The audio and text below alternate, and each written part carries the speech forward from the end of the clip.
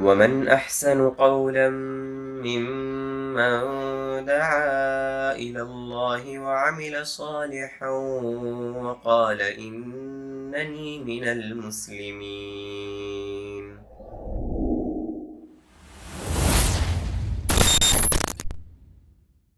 السلام علیکم ورحمۃ اللہ وبرکاتہ۔ الحمد للہ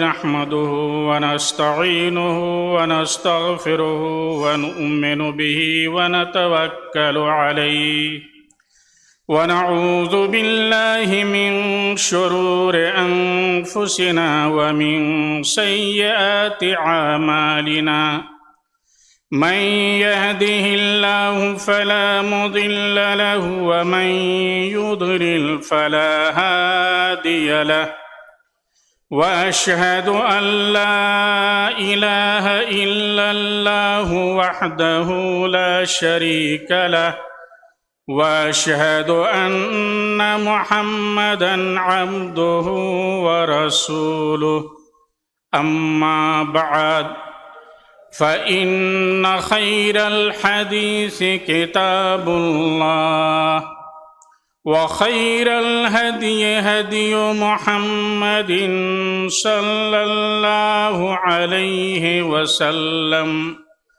وشر الأمور محدثاتها وكل محدثة بدعة وكل بدعة ضلالة وكل ضلالة في النار.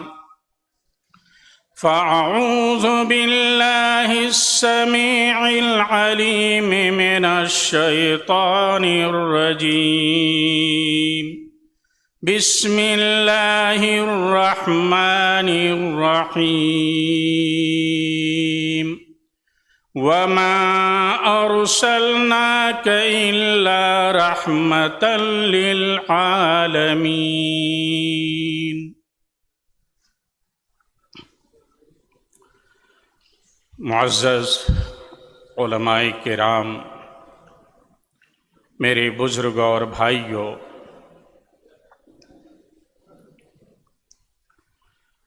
دین اسلام ایک عالمی دین ہے۔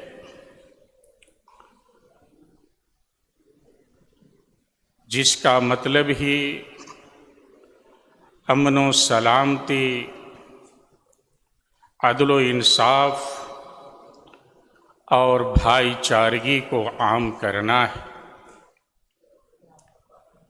اللہ تعالیٰ نے نبی کریم صلی اللہ علیہ وسلم کی بعثت کو پوری کائنات کے لیے، سارے جہان والوں کے لیے رحمت قرار دیا ہے۔ روئے زمین پر جتنے بھی لوگ ہیں وہ سب نبی کریم صلی اللہ علیہ وسلم کی امت میں داخل ہیں۔ آپ کی امت کی دو قسمیں ہیں، ایک ہے امت اجابہ، وہ لوگ جنہوں نے اسلام کی دعوت کو قبول کیا اور اس سے اپنا اوڑھنا اور بچھونا بنایا، جو اسلام کے دائرے میں رہ کر زندگی گزار رہے ہیں، یہ امت اجابہ کہلاتے ہیں۔ دوسری قسم ہے امت دعویٰ، جن کو اسلام کی دعوت دی گئی یا جنہیں اسلام کی دعوت دینا ضروری ہے اور وہ ابھی اسلام میں داخل نہیں ہوئے، تو نبی کریم صلی اللہ علیہ وسلم کی نبوت اور رسالت قیامت تک کے لیے ہے۔ آپ کے بعد کوئی بھی نبی آنے والا نہیں ہے، تو روئے زمین پر جتنے بھی لوگ ہیں سب نبی صلی اللہ علیہ وسلم کی دعوت میں اس امت کے اندر شامل ہیں۔ آج میرے بھائیوں، مسلمانوں کے اندر کچھ لوگ ایسے ہیں جن کے اندر افراط اور تفریط دیکھنے کو ملتے ہیں۔ کچھ لوگ ایسے ہیں جن کے پاس صرف چند آیات اور احادیث ہیں جن کے اندر یہ بیان کیا گیا ہے کہ مسلمان آپس میں رحم دل ہیں، غیر مسلموں کے لیے اشدہ ہیں، سخت ہیں، ان کے ساتھ سختی کا برتاؤ کرو۔ اسی قسم کے نصوص کو پڑھ کر غیر مسلموں سے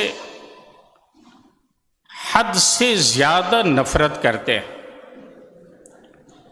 انہیں اپنا دشمن سمجھتے ہیں، ان کے ساتھ غلط سے غلط برتاؤ کرنے کی کوشش کرتے ہیں۔ وہ سمجھتے ہیں کہ ان کو جان سے مار ڈالنا، ان کی عزت و آبرو سے کھیلنا، ان کے مال و دولت کو ہڑپ لینا، یہ ہمارا فرض بنتا ہے۔ یہ دشمن ہیں اور انہیں روئے زمین پہ جینے کا حق نہیں ہے۔ کچھ لوگ اس کے برعکس ایسے مسلمان ہیں جو ان غیر مسلموں کو مسلمانوں سے بڑھ کر مقام و مرتبہ دیتے ہیں، انہیں اپنے گہرے دوست اور بھائی سمجھتے ہیں، ان کے تہواروں میں، ان کی عیدوں میں، ان کے عبادت خانوں میں ساتھ شریک ہوتے ہیں اور سمجھتے ہیں کہ یہی بھائی چارہ ہے اور یہی اسلام ہے۔ جبکہ میرے بھائیوں، اگر ہمیں غیر مسلموں کے ساتھ کس طرح کا برتاؤ کرنا چاہیے تو ہمیں اسلام کو دیکھنا ہے اور اسلام کے پیغمبر نبی کریم صلی اللہ علیہ وسلم کی زندگی کے اندر غور کرنا ہے۔ اللہ تعالیٰ نے فرمایا کہ وَمَا أَرْسَلْنَاكَ إِلَّا رَحْمَةً لِلْعَالَمِينَ، کہ اے نبی، ہم نے آپ کو سارے جہان والوں کے لیے رحمت بنا کر بھیجا ہے۔ تو آپ جس طرح مسلمانوں کے لیے رحمت ہیں، ایسے ہی غیر مسلموں کے لیے بھی رحمت ہے۔ آپ انسانوں، حیوانوں اور جانداروں، بے جانوں، ساری چیزوں کے لیے رحمت بنا کر بھیجے گئے۔ اور اللہ تعالیٰ نے فرمایا لَقَدْ كَانَ لَكُمْ فِي رَسُولِ اللَّهِ أُسْوَةٌ حَسَنَةٌ، کہ اے لوگو، تمہارے لیے اللہ کے رسول صلی اللہ علیہ وسلم کی زندگی میں بہترین نمونہ ہے۔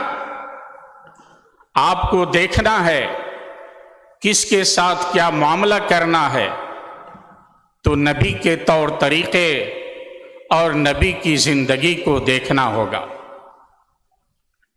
اور نبی کریم صلی اللہ علیہ وسلم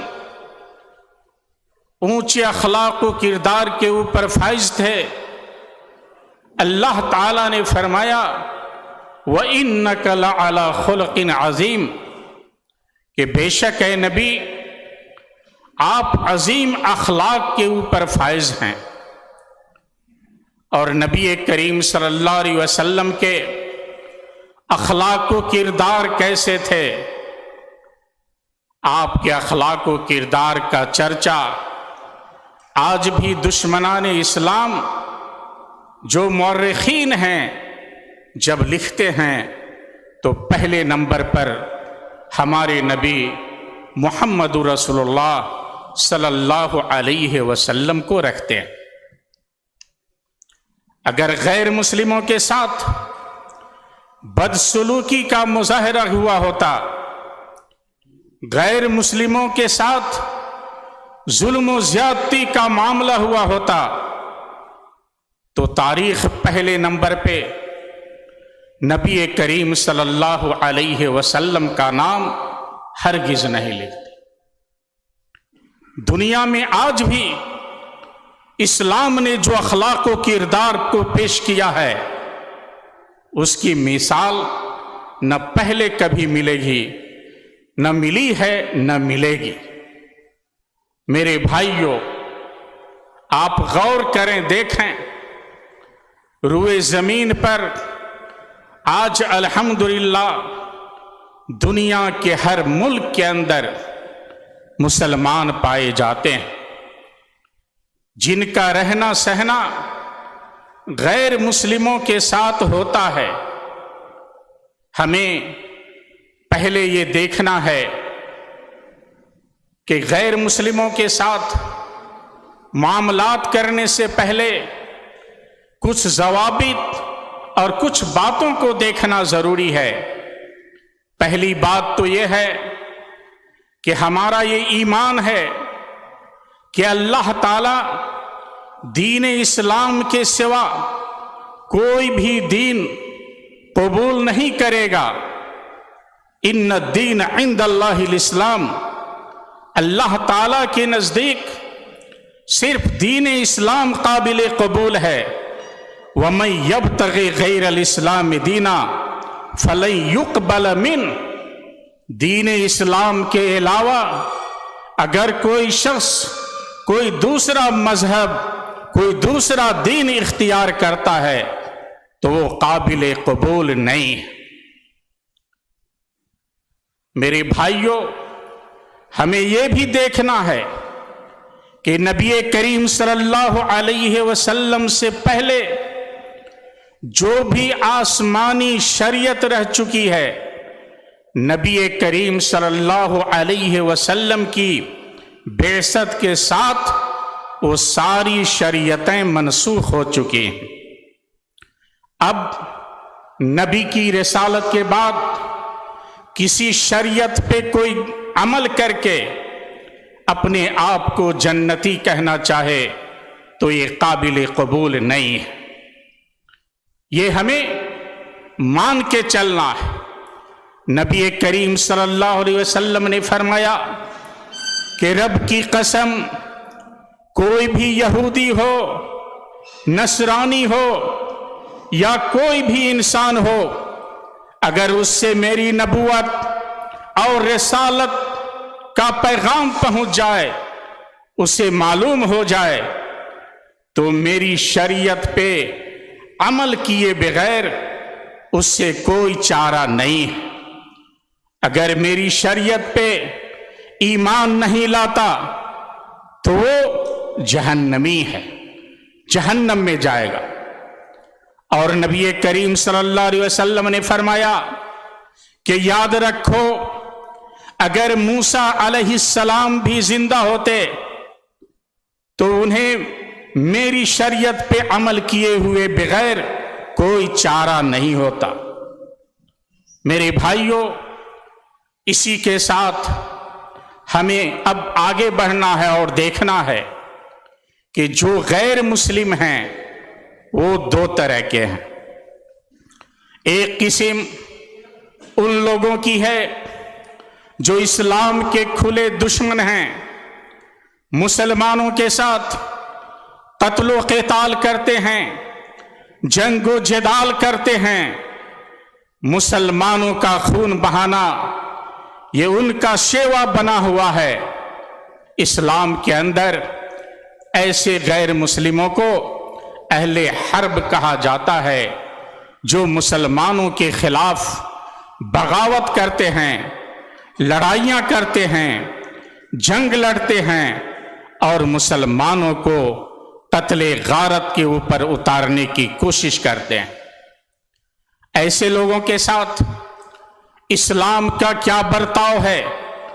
ایسے لوگوں کے خلاف اسلام نے اعلان کیا کہ جس طرح یہ مسلمانوں کا خون بہاتے ہیں، مسلمانوں نے شروعات نہیں کی، وَهُمْ بَدَؤُوكُمْ أَوَّلَ مَرَّةٍ، جنگ کی آگ ان کافروں نے بھڑکائی ہے، تو ان کا مقابلہ کرنا مسلمانوں کے اوپر ضروری ہے۔ ان کے ساتھ کوئی دوستی نہیں ہے، ان کے ساتھ کوئی بھی اچھے اخلاق کا مظاہرہ نہیں کرنا ہے۔ لیکن ان کے ساتھ برتاؤ کس طرح سے ہوگا؟ ان کے ساتھ اگر مقابلہ کرنا ہے، ہتھیار لے کر ان کے مقابلے میں اترنا ہے، تو اس کے بھی کئی ایک مراحل ہیں، غور کریں۔ پہلا مرحلہ یہ ہے کہ ہتھیار سے وار کرنے سے پہلے انہیں اسلام کی دعوت دی جائے گی۔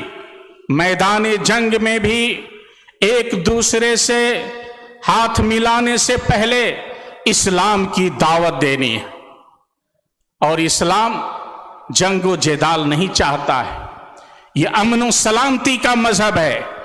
اس لیے اسلام نے کہا پہلے ان کٹر دشمنوں کو جو تم سے لڑنے آئے ہیں اسلام کی دعوت دو۔ نبی کریم صلی اللہ علیہ وسلم نے جب حضرت علی رضی اللہ تعالی عنہ کو خیبر کے دن اپنی تلوار اور اسلام کا جھنڈا سونپا، تو نبی کریم صلی اللہ علیہ وسلم نے فرمایا کہ یہ جھنڈا لے کر خیبر کے میدان میں جانا اور دشمنوں کے سامنے اتر کر سب سے پہلے اسلام کی دعوت دینا۔ اور نبی کریم صلی اللہ علیہ وسلم نے فرمایا، دعوت پہ زور دینے کے لیے، دعوت کی رغبت دلانے کے لیے آپ نے فرمایا، فَوَاللَّهِ لَأَن يَهْدِيَ اللَّهُ بِكَ رَجُلًا وَاحِدًا خَيْرٌ لَكَ مِنْ حُمْرِ النَّعَمِ، کہ اللہ کی قسم اگر تیرے ذریعے اللہ ایک بھی شخص کو ہدایت دے دیتا ہے تو تیرے لیے سرخ اونٹنی سے بہتر ہے۔ اور اس وقت سرخ اونٹنی بہت ہی قیمتی سمجھی جاتی تھی۔ میرے بھائیوں، اگر وہ اسلام کی دعوت کو قبول نہ کریں تو اسلام نے پھر کہا کہ انہیں پیغام دو کہ ہم تم سے لڑنا نہیں چاہتے، صلح کرنا چاہتے ہیں، تو تم پہ ٹیکس لازم ہوگا۔ اگر یہ ٹیکس کو بھی قبول نہیں کرتے، جزیہ قبول نہیں کرتے، تو ان کے ساتھ قتال کرنا ہے، مگر قتال کرنے کی کچھ شروط ہیں۔ پہلی چیز تو یہ ہے کہ یہ قتال، یہ جنگ امام کی اجازت سے ہو، حاکم وقت کی نگرانی میں ہو۔ کوئی شخص حکومت کی ذمہ داری، قانون اپنے ہاتھ میں نہ لے لے اور خود سے اجتہاد کر کے کہ اسلام کا کٹر دشمن ہے اور اسے پائے اور گردن اتار دے، ایسا اسلام کے اندر نہیں ہے۔ افراط تفریح نہیں پھیلانا ہے۔ ایک ملک، ایک حاکم ایک اسٹیٹ کی نگرانی میں ہے تاکہ اس کی ساری ذمہ داریوں کو قاعدے سے سنبھالا جا سکے۔ دوسری چیز یہ ہے کہ دشمن سے مقابلہ کرنے کی طاقت ہو۔ اگر طاقت نہیں ہے تو دشمن کے ساتھ صلح کرو، دشمن کے ساتھ مصالحت کرو، بغیر طاقت کے مسلمانوں کا خون مت بہنے دو، اپنے لیے تیاری کرو۔ اور تیسری چیز یہ ہے کہ اگر جنگ چھڑ جاتی ہے، مسلمان فتح پا جاتے ہیں، اسلام نے یہ ہدایت کی کہ خبردار کسی بزرگ کو مت مارنا، کسی بچے کو مت مارنا، کسی خاتون کو مت مارنا، اور اگر کوئی اپنے کنیسے میں عبادت خانے میں بھی کوئی یہودی نصرانی اور غیر مسلم بیٹھا ہوا ہے تو اس سے بھی چھیڑ چھاڑ نہ کرنا۔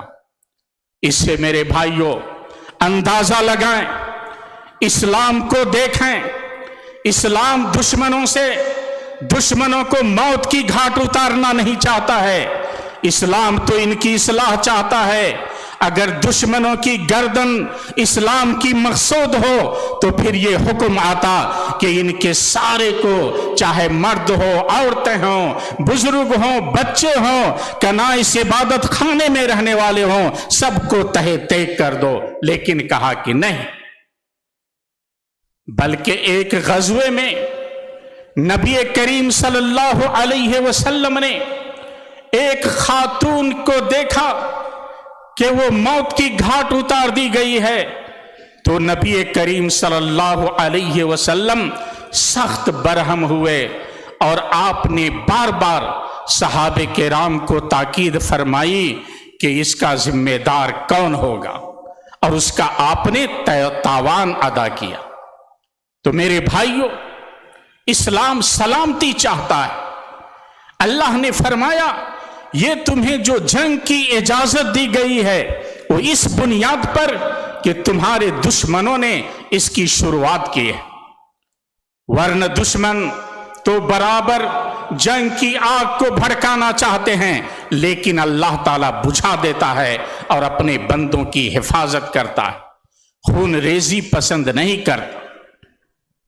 میرے بھائیوں، غیر مسلموں کی دوسری قسم ہیں جو جنگی نہیں ہیں، جنہیں غیر اہل حرب کہا جاتا ہے، مسالم کہا جاتا ہے یا مسالم کہا جاتا ہے، جو مسلمانوں کے ساتھ امن و سلامتی کی زندگی گزارنا چاہتے ہیں، مسلمانوں کے خلاف ہتھیار نہیں اٹھاتے، مسلمانوں کے خلاف جنگیں نہیں لڑتے، مسلمانوں کا خون نہیں بہاتے، وہ امن و سکون کے ساتھ، سلامتی کے ساتھ مسلمانوں کے ساتھ مل کر زندگی گزارنا چاہتے ہیں۔ اور ان کی تین قسمیں، ایک قسم کو شریعت میں اہل ذمہ کہا گیا ہے، یہ وہ غیر مسلم لوگ ہیں جو اسلامی سلطنت میں رہتے ہیں، ان کے ساتھ کچھ عہد و پیمان ہوتا ہے اور ان کو وہ سارے حقوق دیے جاتے ہیں جو مسلمانوں کو دیے جاتے ہیں۔ ان میں حقوق کے اعتبار سے اور غیر مسلموں میں کوئی فرق نہیں رہتا۔ میرے بھائیوں، نبی کریم صلی اللہ علیہ وسلم نے فرمایا اگر کوئی کسی ذمی کو قتل کر دیتا ہے جو مسلمانوں کے ساتھ اسلامی ملک میں زندگی گزار رہا ہے، وہ جنت کی خوشبو تک نہیں پائے گا۔ نبی کریم صلی اللہ علیہ وسلم نے اتنی تاکید فرمائی۔ دوسری قسم ہے جس کو شریعت میں مستامن کہا جاتا ہے۔ اگر کوئی غیر مسلم بھاگ کر کسی مسلمان کے گھر آ جاتا ہے پناہ لینے کے لیے، چھپنے کے لیے، گرچہ وہ حربی تھا، مسلمانوں کے ساتھ جنگ کرنے والا تھا، لیکن مسلمانوں میں سے اگر کوئی شخص اس غیر مسلم کو پناہ دے دیتا ہے تو اس کو مستامن کہا جاتا ہے، اس سے چھیڑ چھاڑ نہیں کیا جائے گا۔ نبی کریم صلی اللہ علیہ وسلم نے فرمایا اے ام ہانی، جس کو تو نے امن دے دیا ہے ہم بھی اس سے امن دیتے ہیں۔ اور نبی کریم صلی اللہ علیہ وسلم نے فرمایا کہ مسلمانوں کا ایک ادنا شخص بھی کسی غیر مسلم کو امن دیتا ہے تو ہمیں اس کا لحاظ رکھنا ہے، اس کا پاس و لحاظ رکھنا ہے۔ اور تیسری قسم ان لوگوں کی ہے جنہیں شریعت کے اندر معاہد کہا جاتا ہے، اور یہ آج کل پوری دنیا کے اندر رائج ہے۔ جن کے مسلمانوں کے ساتھ اور غیر مسلموں کے ساتھ دنیاوی امور کے اندر معاہدے کیے گئے ہوں، عہد و پیمان کیا گیا ہو کہ کس طریقے سے زندگی گزارنی ہے، نہ ہم تمہارے خلاف ہتھیار اٹھائیں گے نہ تم ہمارے خلاف ہتھیار اٹھاؤ، امن و سلامتی کے ساتھ زندگی گزارو، ان ایسے لوگوں کو معاہد کہتے ہیں جن کے ساتھ عہد و پیمان ہوا ہے۔ اور میرے بھائیو غور کریں، نبی کریم صلی اللہ علیہ وسلم جب ہجرت فرما کر مدینہ تشریف لائے تو مدینہ اور مدینہ کے آس پاس کے رہنے والے غیر مسلموں کے ساتھ آپ نے معاہدہ کیا، ایک صحیفہ تیار کیا، چونکہ بغیر امن و سلامتی کی زندگی گزارنا یہ بہت مشکل ہے۔ اس لیے امن و سلامتی قائم کرنے کے لیے، امن و سلامتی کا پیغام دینے کے لیے نبی کریم صلی اللہ علیہ وسلم نے مدینہ میں رہنے والے اور مدینہ کے آس پاس کے رہنے والے قبائل کے ساتھ، غیر مسلموں کے ساتھ آپ نے معاہدہ کیا کہ ہم مدینہ پہ حملہ آور دشمنوں کے ساتھ ایک ساتھ مل کر لڑیں گے اور امن و سلامتی کے ساتھ زندگی گزاریں گے۔ میرے بھائی اور بہنوں، آپ سمجھیں، غور کریں، اسلام کے اندر جو ولا اور برا ہے، دوستی اور دشمنی، اس کے معیار کو سمجھنا ہے۔ برا یعنی جو دشمنی، عداوت، بیزاری، یہ غیر مسلموں کے ساتھ ہے۔ اس کا مطلب کیا ہے؟ اس کا مطلب یہ ہے کہ غیر مسلم جو جس دین کے اوپر قائم ہے، آپ ان سے نفرت کریں، وہ غیر اللہ کی پرستش کرتے ہیں، شرک و بدعات کے اندر ملوث ہیں، آپ ان سے نفرت کریں، ان چیزوں کو حرام سمجھیں۔ دوسری چیز یہ ہے کہ غیر مسلموں کو مسلمانوں کے خلاف مدد نہ کریں، کسی بھی مسلمان کے خلاف غیر مسلم کی آپ مدد نہ کریں۔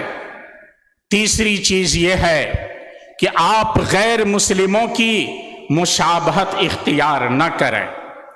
نبی کریم صلی اللہ علیہ وسلم نے فرمایا، من تشبہ بقوم فہو منہم، کہ جو کسی قوم کی مشابہت اختیار کرتا ہے اس کا شمار انہی میں سے ہو جاتا ہے۔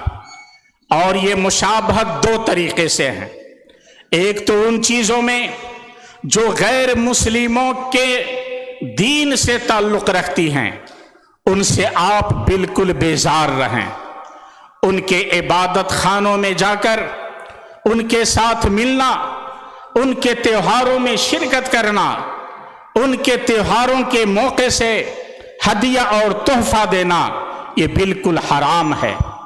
علامہ ابن القیم رحمہ اللہ نے اس کے اوپر امت کا اجماع نقل کیا ہے کہ اگر کوئی شخص کسی غیر مسلم کو اس کے تہوار کے موقع سے ہدیہ تحفہ دیتا ہے، مبارکباد دیتا ہے، تو یہ اسلام کے خلاف ہے۔ میرے بھائیوں، مشابہت کی دوسری چیز ہے غیر مسلموں کے خاص طور طریقے، ان کا خاص لباس، ان کا خاص طور طریقہ، ان کی خاص سوسائٹی کی عادات جو غیر مسلموں کے ساتھ خاص ہیں، تو پھر ان چیزوں سے بھی ہمیں دور رہنے کی ضرورت ہے۔ میرے بھائیوں اور بہنوں، ان چیزوں کو سمجھنے کے بعد اب آپ دیکھیں، غور کریں، اسلام نے غیر مسلموں کے ساتھ کس طرح کی رواداری اختیار کی ہے۔ اور میرے بھائیوں یاد رکھیں، نبی کریم صلی اللہ علیہ وسلم کی زندگی میں ہمارے لیے بہترین نمونہ ہے۔ ہمارے نبی صلی اللہ علیہ وسلم نے غیر مسلموں کی بیمار پرسی کی ہے۔ غیر مسلم بیمار ہوتے تھے تو نبی کریم صلی اللہ علیہ وسلم عیادت کے لیے جاتے تھے اور اسلام کی دعوت دیتے تھے۔ آپ دیکھیں، نبی کریم صلی اللہ علیہ وسلم نے اپنے چچا ابو طالب کی بھی عیادت کی اور اسے اسلام کی دعوت دی۔ ایسے ہی نبی کریم صلی اللہ علیہ وسلم کا ایک یہودی غلام تھا جو نبی کریم صلی اللہ علیہ وسلم کی خدمت کرتا تھا، اور اسے آپ سمجھیں کہ غیر مسلم کو بھی کام پہ خدمت پہ رکھنا یہ جائز ہے۔ اور جب وہ بیمار ہوا تو نبی کریم صلی اللہ علیہ وسلم عیادت کرنے کے لیے اس کے گھر گئے، اس کے سرہانے میں بیٹھ کر دیکھا کہ یہ موت کے قریب ہے، تو نبی کریم صلی اللہ علیہ وسلم نے اسلام کی دعوت دی، کہا اے غلام لا الہ الا اللہ کر لو۔ بیٹے نے باپ کی طرف دیکھا، باپ کی اجازت لینی چاہیے۔ گھر والوں نے دیکھا یہ پیغمبر اسلام اتنی بڑی شخصیت میرے گھر آئی ہوئی ہے ہمارے بیٹے کی عیادت کرنے کے لیے، تو باپ برداشت نہ کر سکا اور کہا بیٹے اطیع ابو القاسم، ابو القاسم جو کہہ رہے ہیں مان لو۔ اس نے لا الہ الا اللہ پڑھا، اس کلمے کا اقرار کیا اور اس کی جان نکل گئی۔ نبی کریم صلی اللہ علیہ وسلم خوش ہو کر فرماتے رہے الحمدللہ الذی انقذہ بی من النار، اللہ تعالیٰ کا شکر ہے، اللہ کی حمد ہے کہ اللہ تعالیٰ نے میرے ذریعے اس بچے کو جہنم کی آگ سے بچا لیا۔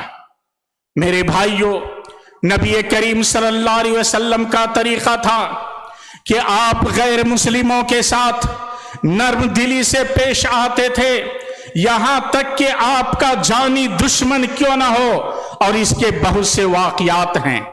جانی دشمن یعنی ظالم سے بھی نہیں لیا، ظلم کا بدلہ بھی کبھی کسی وقت مارا تو بس اخلاق کی تلوار سے مارا۔ اور میں صرف ایک مثال پیش کرنا چاہتا ہوں، آپ غور کریں، دیکھیں نبی کریم صلی اللہ علیہ وسلم نے ایک وفد بھیجا، راستے کے اندر سمامہ بن اسال جو یمامہ کے سردار تھے، بنو حنیفہ سے تعلق تھا، انہیں پکڑ کر کے لوگ نبی صلی اللہ علیہ وسلم کے پاس لے آئے۔ اپنی قوم کا سردار ہے، نبی کریم صلی اللہ علیہ وسلم کا قیدی بنا ہوا ہے۔ نبی کریم صلی اللہ علیہ وسلم نے سمامہ بن اسال کے بارے میں صحابہ کرام سے فرمایا مسجد نبوی کے ایک کھمبے سے اس کو باندھ دو۔ سمامہ بن اسال کو باندھ دیا جاتا ہے۔ میرے بھائیوں، اسلام کے کٹر دشمنوں میں سے ایک کٹر دشمن جو آج مسلمانوں کے قبضے میں ہے، نبی کریم صلی اللہ علیہ وسلم نے صحابہ کرام سے فرمایا کہ سمامہ کا اچھا خیال رکھنا۔ اور اس کے اندر غور کریں، آج جب مسجد نبوی میں کوئی غیر مسلم داخل ہوتا ہے تو نیٹ ورک پر، سوشل میڈیا پر یہ کیا کیا لوگ بکنا شروع کر دیتے ہیں، حرام ہے، حرام ہے۔ نبی کریم صلی اللہ علیہ وسلم نے اپنی مسجد کے کھمبے سے ایک غیر مسلم کو باندھ دیا تھا تاکہ وہ دیکھے مسلمانوں کی اخوت کیا ہے، مسلمانوں کی بھائی چارگی کیا ہے، مسلمان کیسے ایک ہو کر اللہ کی عبادت کرتے ہیں۔ پانچوں وقت کی نماز میں کھمبے میں بندھا ہوا قیدی مسلمانوں کو دیکھے جس کا وہ قیدی بنا ہوا ہے اور اس کے اوپر اثر ہو۔ یہ حکمت ہے۔ نبی کریم صلی اللہ علیہ وسلم سمامہ بن اسال کے پاس آتے ہیں، بیٹھتے ہیں، کہتے ہیں ماذا عندک یا سمامہ، سمامہ کیا حال ہے، کیا چاہتے ہو، بتلاؤ۔ سمامہ بن اسال نے کہا عندی خیر یا محمد، میرے پاس بھلائی ہے محمد، اگر تم ان قتلت عہد او قتلت ذا دم، کہ اگر تم قتل کرنا چاہو تو میں اس کا مستحق ہوں۔ اور اس کا ایک معنی یہ بھی بیان کیا گیا ہے کہ مجھے اگر قتل کر دو گے تو میری قوم کے لوگ تمہیں چھوڑیں گے نہیں، بدلہ لیں گے۔ یہ دو مطلب محدثین کے شراح نے بیان کیا اور کہا وَإِن تُنْعِمْ، तुनइम अला शाकिर, और अगर ए मोहम्मद तुम अगर माफ कर देते हो, इनाम करते हो, तो एक शुक्र गुजार के माफ करते हो, मैं तुम्हारा शुक्रिया अदा करूंगा। व इन कुंत तुरीदुल माल फस्अल तुअत मा शित, और अगर तुम माल चाहते हो तो हमारे पास माल की कमी नहीं है, मांग लो, हम उतना माल तुम्हें दे देंगे। नबी करीम सल्लल्लाहु अलैहि वसल्लम ये सुन करके चले जाते हैं और फिर दूसरे दिन आते हैं, फिर सुमामा बिन वसाल के पास बैठकर फिर पूछते हैं माजा इंदक या सुमामा, सुमामा क्या हाल है। सुमामा बिन वसाल कल वाला ही जवाब देते हैं। तीसरे दिन नबी करीम सल्लल्लाहु अलैहि वसल्लम फिर सुमामा बिन वसाल के पास बैठकर सवाल करते हैं माजा इंदक या सुमामा, सुमामा बिन वसाल बतलाओ तुम क्या चाहते हो, तेरा क्या हाल है। सुमामा बिन वसाल कहते हैं ऐ मोहम्मद, मुझे जो कहना था मैंने तुम्हें कह दिया, अब तुम जो चाहो करो। नबी करीम सल्लल्लाहु अलैहि वसल्लम ने सहाबे किराम से फरमाया अतलिकू सुमामा, सुमामा को छोड़ दो, आजाद कर दो। सुमामा को यह शक था कि शायद कत्ल कर दिया जाएगा। सुमामा बिन वसाल को आजाद कर दिया जाता है। गौर करें, देखें, एक कौम का सरदार है, मदीना से निकलते हुए एक बाग में जाकर सुमामा बिन वसाल गुस्ल करते हैं और लौटकर मस्जिद नबवी में आते हैं। नबी करीम सल्लल्लाहु अलैहि वसल्लम का दस्ते मुबारक थाम कर कहते हैं या मोहम्मद अशहदु अल्ला इलाहा इल्लल्लाह व अशहदु अन्ना मुहम्मद रसूलुल्लाह। गौर करें, देखें, ये नबी करीम सल्लल्लाहु अलैहि वसल्लम का मामला अपने कट्टर दुश्मन के साथ था, और ये दुश्मनी की हद क्या थी बताएं। सुमामा बिन वसाल खुद कहते हैं कि वल्लाहि या मोहम्मद मा कान वजहुन अला वजहिल अर्दि अबगज़ा इलैया मिन वजहिक, रुए जमीन पर कोई चेहरा ऐसा नहीं था जो आपके चेहरे से ज्यादा नापसंदीदा हो, लेकिन आपका चेहरा आज तमाम चेहरों में सबसे ज्यादा मेरे पास महबूब हैं। ऐ मोहम्मद, रुए जमीन पर तमाम अदियान में तुम्हारा दीन सबसे बेकार मैं समझता था, सबसे बुरा समझता था, और आज तुम्हारा दीन सबसे ज्यादा महबूब है। ऐ मोहम्मद, तुम्हारा ये शहर रुए जमीन पर तमाम शहरों से सबसे ज्यादा नापसंदीदा था, मगर आज इस्लाम लाने के बाद सबसे प्यारा शहर ये तुम्हारा शहर है। और कहा कि मोहम्मद इन्न खैलका कद अखज़तनी व अना उरीदुल उम्रा फंजुर माजा तरा, और तेरे शहसवारों ने मुझे गिरफ्तार कर लिया था जबकि मैं उम्रे पे निकला था, तो अब क्या कहते हो। नबी करीम सल्लल्लाहु अलैहि वसल्लम ने फरमाया जाओ उम्रा कर लो। मेरे भाइयों, पर्ची आ गई है, वक्त खत्म हो गया है। मेरे कहने का मतलब यह है कि ये इस्लाम तलवार से नहीं फैला है, मोहब्बत, अखुवत और भाईचारे से फैला है। आप रुए जमीन के ऊपर देखें, आज मुसलमानों का सबसे बड़ा मुल्क इंडोनेशिया के अंदर उसकी तारीख को पढ़ें, वहां भी जो इस्लाम फैला वो कोई भी शख्स तलवार लेकर नहीं गया था। हमारे सहाबे किराम ने, सहाबे के शागिर्दों ने, ताबईन ने पूरी दुनिया के अंदर इस्लाम की रिसालत को, इस्लाम की दावत को अपनी तिजारत के दौरान अपने अखलाक व किरदार से फैलाया, और दुश्मनान इस्लाम को ये मानना पड़ा कि इस्लाम ये भाईचारे का दीन है, अखुवत का दीन है, ये मोहब्बत का दीन है, सलामती का दीन है। आज भी अपने साथ रहने वाले दुश्मनों को आप बावर कराओ कि आप उनके दोस्त हैं, आप ऐसे मजहब के मानने वाले हैं जो सिर्फ और सिर्फ अखलाक सिखलाता है। अल्लाह ताला से दुआ है, अल्लाह ताला हम सबको दीन की बातें सुनने, समझने और अमल करने की तौफीक अता फरमाए। व सल्लल्लाहु अला नबीना मुहम्मद व अला आलिहि व सहबिहि वसल्लम। वस्सलामु अलैकुम व रहमतुल्लाहि व बरकातहू।